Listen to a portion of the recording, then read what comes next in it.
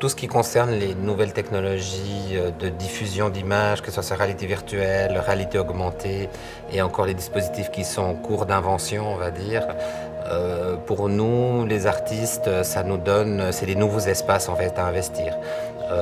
C'est-à-dire un jour, par exemple, on faisait de la danse sur scène et puis un jour on a dit bon, on peut aussi danser dans un musée, dans une galerie d'art. Là, c'est un petit peu la même chose. Tout d'un coup, on peut danser à l'intérieur d'un espace virtuel. On peut investir un espace virtuel. C'est un peu le fantasme, comme se retrouver à côté de Lara Croft ou en train de, comme dans Tron, ce film à l'époque où ces personnages qui rentraient à l'intérieur d'un ordinateur. Donc, je crois qu'on est vraiment dans comme des espaces qui sont préexistants, qui théoriquement sont présents. Mais en fait, on n'avait pas les moyens d'y accéder. C'est un peu comme la plongée sous-marine. Un jour, on a inventé le scaphandre autonome et on a pu aller vraiment s'immerger avec les poissons, sans être soi-même un poisson, mais enfin, on a accès. Donc, je pense qu'on est dans un moment en termes de technologie où on nous donne accès à des nouveaux espaces grâce aux avancées technologiques. Et puis nous, évidemment, on est trop heureux d'investiguer à l'intérieur de tout ça.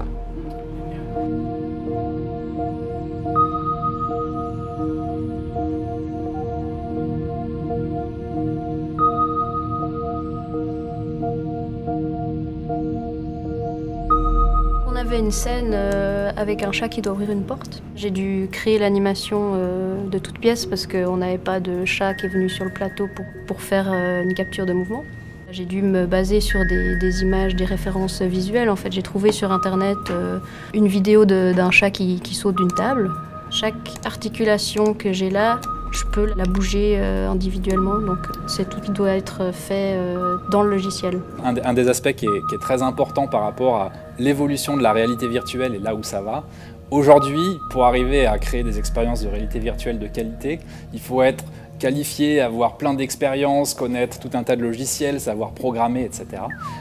Moi, je suis convaincu que tout ça, ça va simplifier énormément et que dans quelques années, vraiment n'importe qui aura une idée et voudra recréer tel ou tel élément en réalité virtuelle pourra de manière très simple créer justement cet univers et le proposer un petit peu à d'autres utilisateurs. Tu peux très bien imaginer, voilà, un jour ou l'autre, les gens qui préfèrent tout simplement vivre dans un monde virtuel parce que c'est plus beau que leur monde actuel. Enfin, il y a tellement de dérives possibles qui pourraient arriver que c'est difficile un petit peu de prévoir là où ça va aller, quoi.